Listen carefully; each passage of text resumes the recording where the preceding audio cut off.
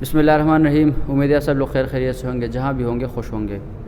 آج ہمارے پاس ایک دفعہ پھر حسنین صاحب موجود ہے. جس طرح سے ہم نے پچھلی ویڈیو کی تھی اور آپ میں سے بہت سارے لوگوں نے اس کے بہت زیادہ پسند کیا تھا, مجھے پرسنل میں بھی کافی زیادہ لوگوں نے میسیج کیا کہ آپ لوگوں کی جو ڈسکشن تھی وہ بہت زیادہ کنسٹرکٹیو تھی اور بہت کچھ جو چیزیں تھیں وہ لوگوں کو اس سے سیکھنے کو ملی. تو اس لیے آج ہم نے پھر حسنین صاحب کو ایک زحمت دی ہے. سب سے پہلے حسنین صاحب سے ملاتے ہیں. کیسے حسنین صاحب؟ میں ٹھیک ٹھاک, آپ کیسے ہیں؟ الحمدللہ میں بھی ٹھیک.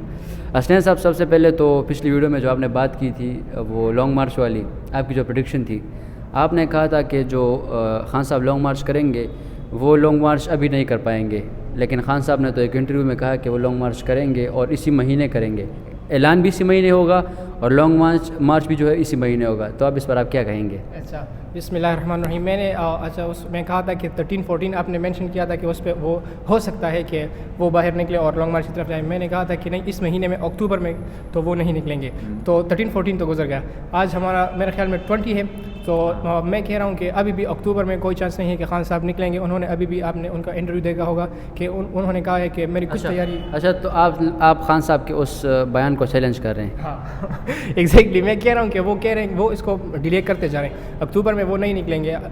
اگر کچھ ایسا ان کو لگا, چلو میں مان لیتا ہوں آپ کی یہ بات. اس کے پیچھے کیا ریزن ہو سکتا ہے وہ نہ نکلنے کی وجہ؟ اچھا, میں کیوں کہہ رہا تھا, اگر وہ بائی الیکشن میں ہار جاتے تو پھر ان کے پاس ایک مٹیریل موجود ہوتا کہ الیکشن کمیشن بائسڈ ہے, اسٹیبلشمنٹ ان کے خلاف ہے, تو وہ داندلی کا مطلب وہ نیریٹو بھی وہ لے کے چل سکتے تھے اور وہ لانگ مارچ کر سکتے ہیں. لیکن وہ بائی الیکشن میں جیت گئے. تو اس میں ایک کاؤنٹر نیریٹو بھی ہے نا. میں آپ کو اس میں کاؤنٹر نیریٹو دوں گا کہ وہ کہہ رہے ہیں کہ میں اتنا زیادہ پاپولر ہوں, میں اس میں جیت گیا ہوں, کیوں نہ اسی ٹائم پہ اس ووٹ بینک کو کیش کر دیا جائے جنرل الیکشن میں. اچھا, تو میرے خیال میں تو وہ ابھی بھی نہیں نکلیں گے, آپ چاہے کچھ بھی کہیں, لیکن وہ اکتوبر میں تو نہیں نکلیں گے. اگر ان کو لگے گا جب ایسے کوئی مطلب انسیڈنٹ ہو جائے, کچھ بھی ہو جائے کہ جس کی وجہ سے وہ نکلیں گے, تو پھر میں آپ کو کہوں گا کہ ابھی نکلیں گے, لیکن اکتوبر میں تو وہ نہیں نکلیں گے. چلے اس کو چلو ٹائم بتائے گا کہ وہ نکلیں گے یا نہیں نکلیں گے. اس کے بعد بڑھتے ہیں کچھ انٹرنیشنل نیوز کی طرف. جس طرح سے آپ نے وہ بیان پڑھا ہوگا بائیڈن کا کہ سعودی عرب کو انہوں نے دھمکی دی ہے, کیونکہ سال میں پہلی مرتبہ جو ہے انہوں نے تیل کی جو پروڈکشن ہے سعودی نے اس میں کٹ آف کی ہے. تو اس پہ آپ کیا کہیں گے؟ اچھا, آپ اوپیک پلس کی جو میٹنگ ہے اس کے بارے میں بات کریں گے. انہوں نے آئل پروڈکشن کو کم کیا ہے, جبکہ پہلے تو رشیا بھی مارکیٹ میں آئل پروڈیوس کرتا تھا, وہ میجر کنٹری تھا, لیکن رشیا کے اوپر انہوں نے بہت سی پابندیاں لگائی ہوئی ہیں.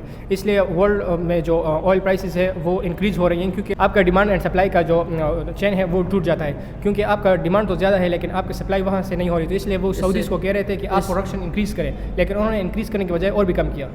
وہ اصل میں بات یہ ہے کہ جو جنگ چل رہی ہے رشیا پہ, تو وہ جتنا پریشر ہو سکے وہ ڈال رہے ہیں, جتنا ان کو پریشرائز کر سکتے ہیں وہ کر رہے ہیں. لیکن اس سے پہلے سعودی جو ہے وہ پروڈکشن زیادہ کر رہا تھا, لیکن اب سعودیز نے بھی سوچا ہے کہ کیوں نہ اگر فائدہ نکالا جا سکتا ہے تو کیوں نہ نکالے. اگر وہ پروڈکشن زیادہ کریں گے تو ویسٹ پہ تو پریشر کم پڑے گا, لیکن اس میں تو سعودی کا کوئی فائدہ نہیں ہے نا.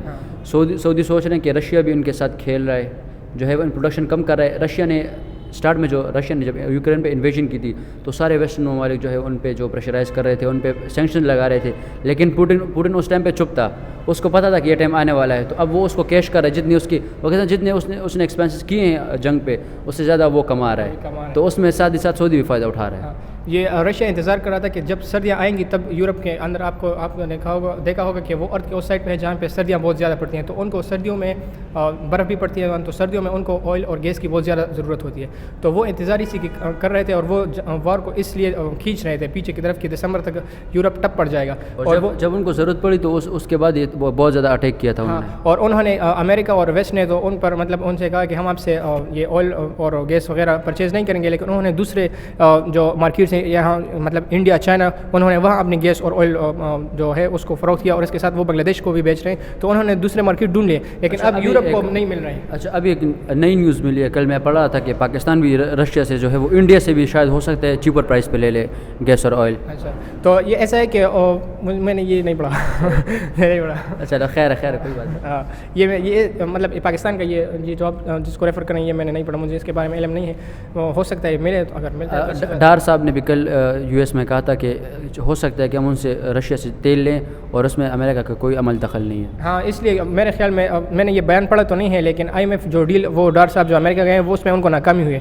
تو وہ ان کو کچھ تو کہیں گے نا. اگر وہ اس میں کامیابی ہوتی تو پھر پاکستان رشیا کے پاس نہ جاتا. بالکل ایگزیکٹلی وہ ان کو کہنا ہے کہ آپ ہمیں کچھ دو تاکہ ہم رشیا کے پاس نہ جائیں. اگر آپ ہمیں کچھ دو گے نہیں تو ہم تو رشیا کے پاس ہی جائیں گے. کچھ ورلڈ جو ہے ریلیشنز میں یہی ہوتا ہے کہ کچھ لے دیں اور کچھ دیں. جیو پولیٹکس میں تو کوئی آپ کا پرماننٹ دوست اور دشمن نہیں ہوتا. آپ کے انٹرسٹ نیشنل انٹرسٹ میٹر کرتے ہیں. جس طرف آپ کے نیشنل انٹرسٹ ہوں گے وہی آپ کا پالیسی ہوگا. پالیسی وہی طرف شفٹ ہو جائے گی. لاسٹ میں آپ سے پوچھوں گا کہ سعودی اور جو امریکہ کی ٹینشن چل رہی ہے بائیڈن کی طرف اس میں سعودی ولی عہد کے جو نیفیو ہیں ان کا بھی بیان آیا تھا کہ ہم جہاد کے لیے تیار ہیں اور ہم جو ہے کسی بھی حد تک جا سکتے ہیں.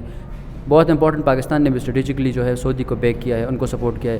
آگے ان حالات کو آپ کیسے دیکھتے ہیں کہ یہ نارملائز ہو جائیں گی یعنی اس میں کچھ نہ کچھ جو ہے وہ ہمیں اور بھی تیزی دیکھنے کو ملے گی؟ اچھا سعودیہ اور امریکہ یہ دونوں بہت پرانے عرصے سے اسٹریٹجک الائنس ہیں. سعودیہ ان کو آئل پروڈیوس کر کے دیتا ہے اور امریکہ ان کو ڈیفینس میں ہیلپ کرتا ہے.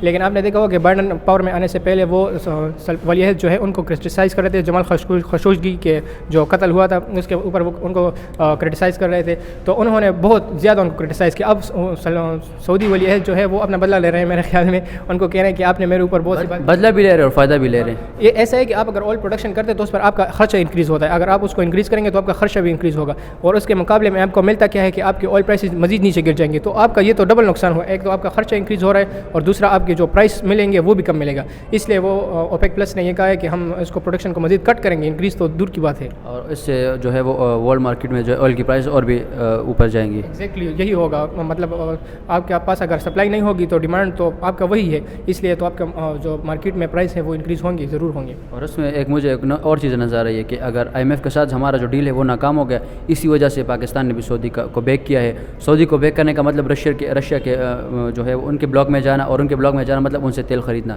تو پاکستان کو تو اس میں فائدہ ہی فائدہ ہے. فائدہ اس آپ کو آئل بھی مطلب چیپر ریٹ پہ مل جائیں گے اور اس کے ساتھ اگر آپ سعودیہ اور یہ مڈل ایسٹ جو کنٹریز ہیں ان کو سپورٹ کریں گے تو آپ کو کچھ نہ کچھ پیکج تو ایک دو بلین پیکج دیتے رہتے ہیں وہ پیکیجز. مطلب امریکہ نے تو آپ کو ٹینگا دکھا دیا لیکن آپ کہہ رہے ہیں کہ اگر آپ ہمیں کچھ نہیں دو گے تو ہم دوسری طرف جائیں گے وہاں سے کچھ لے کر آئیں گے.